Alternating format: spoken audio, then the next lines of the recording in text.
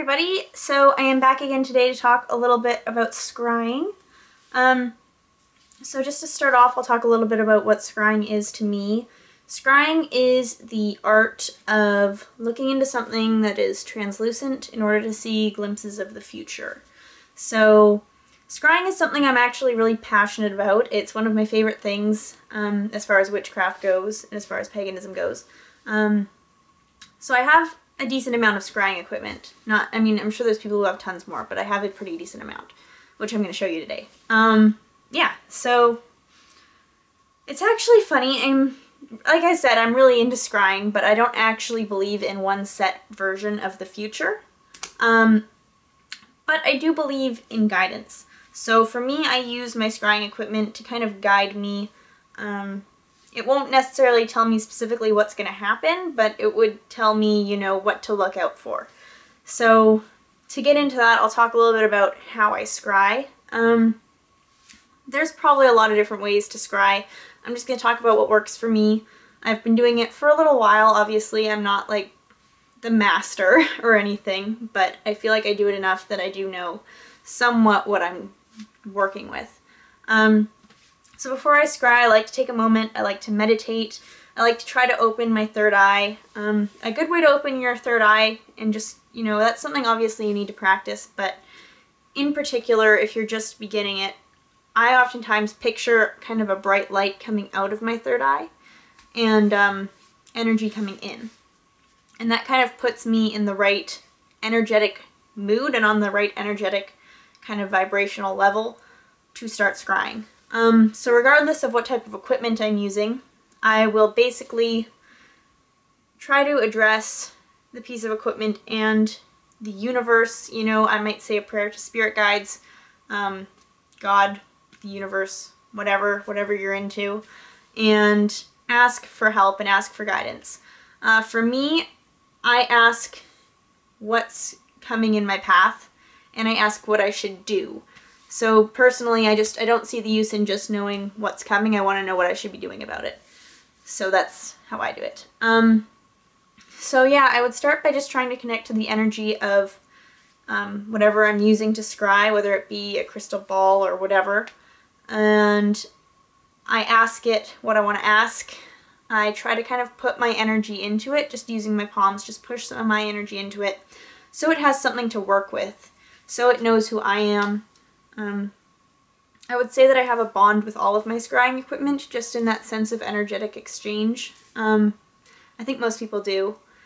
Yeah, so after that, you have to kind of wait and try to see, you know, the universe's answer, the crystal ball's answer, whatever you're using. That's the part that most people find difficult. So for me, to start off with, whatever I'm using to scry, I will not be trying to look at it, I'll be trying to look through it. And I'm in a meditative state when I do this, and I try to take it further and go into kind of a trance-like state. So I'm basically zoned out, or as I like to say, kind of zoned into the object that I'm using to scry. Just try to focus on keeping the third eye open. Be very receptive, try to have a very receptive energy about yourself. And then just wait. For me, I usually get my answers in the forms of symbols or moving pictures. I want to say with symbols, one thing, it's all about how you interpret, right? These symbols. A lot of people, a lot of crystal ball books come with, you know, a list of symbols and what they mean. And I think that those books are absolutely correct, but at the same time, I think that your intuition kind of overrides the definition of a symbol. For example, if an owl is usually associated with wisdom and intelligence, but you had a bad experience with an owl and you're afraid of owls, and seeing owls makes you afraid, and you see an owl, to me that would be a bad sign. That would be like a bad omen. Yeah, but other than that, I usually see stuff a lot, just as I said, in symbols and in moving pictures. And it's all about being receptive and being tuned in to the object and being tuned in to the universe's energy. I'm going to say that 1,000 times in these videos. Everything is about energy for me, and scrying is definitely about energy for me. yeah, so now I'm going to talk a little bit about different scrying equipment.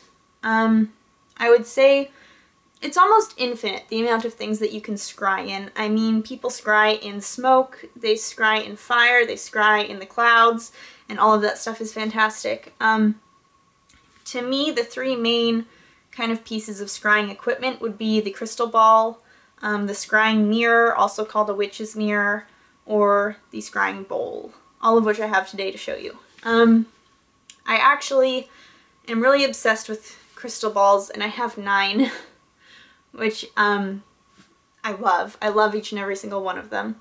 I have acquired them in a lot of different ways, which I'll talk about, and I'll just introduce you to them now.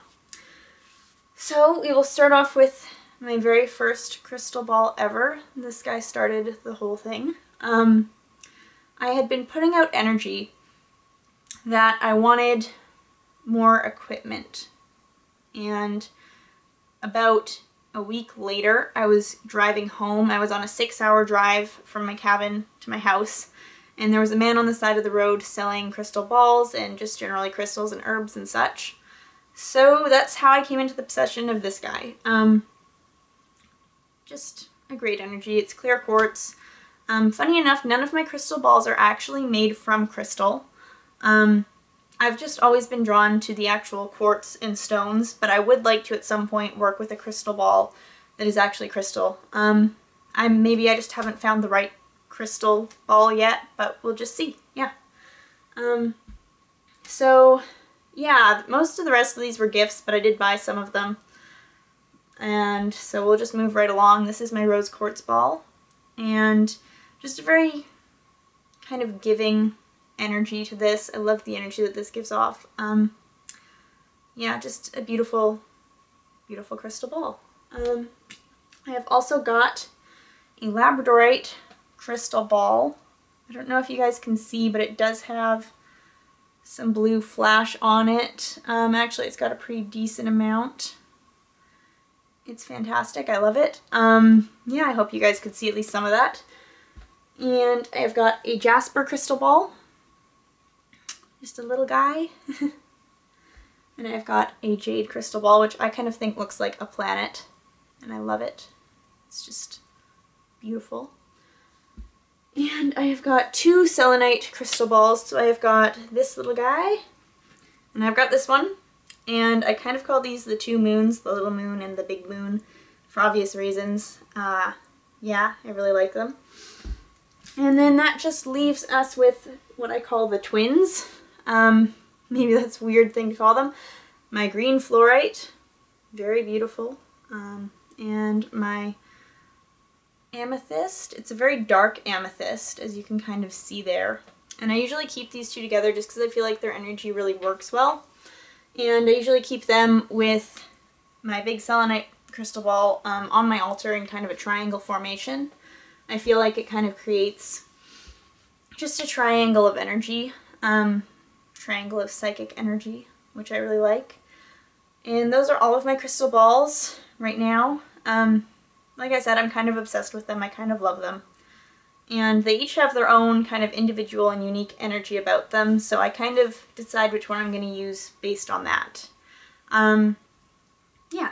And so, just for example, to use one of these, I would just do what I said. You know, I would meditate, I would come in, and I would say, "Oh, great wise crystal ball, oh, energies of the universe, please help and guide me, please show me a vision of the future and let me know what I should be looking out for." Do my whole zoning out or zoning in thing. Yeah, I try to be really, I kind of call it like zoned in to the object that I am using to scry. It's about a connection of energy again, as is everything. And yeah, so next is the scrying mirror, also called the witch's mirror. These are actually really easy to make if you don't have a lot of funds, and I would say they're a little bit more difficult to use than the crystal balls, but not, you know, not impossible. Maybe just takes a little bit more practice.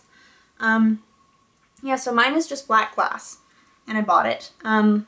People often use sheets of obsidian, which I think would be really cool. To make one of these, it's pretty easy. You just take a picture frame, take the glass out, paint the back of the glass black, put it back in, and you have a scrying mirror. Yeah. So that's awesome if you're kind of short on funds and you want to be trying to scry. Yeah, last of what I have is a scrying bowl. And you can kind of see my scrying bowl is beautiful. It has the kind of 3 phases of life on it. It has the maiden, mother, and the crone. I mostly use this when I have water that is of particular significance to me. For example, there's a lake that I often would scry using the water of that lake because it has significance to me. When I do scry, I try to use water direct from the earth, either through, you know, the lakes, oceans, rivers, or rainwater even that you've collected. But that's just me. I mean, I'm sure using, you know, tap water would be fine. It's all from the earth, really, when you think about it. And I just use it the same way as I use the scrying mirror, wherein I kind of try to look through it.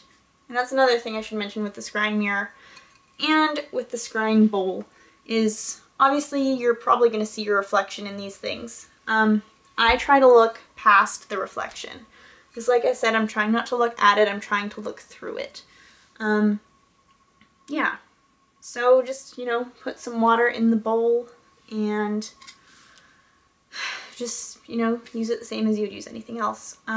This is probably not that hard to make. I mean, mine is completely black, but I have seen other scrying bowls that are, you know, gold or whatever.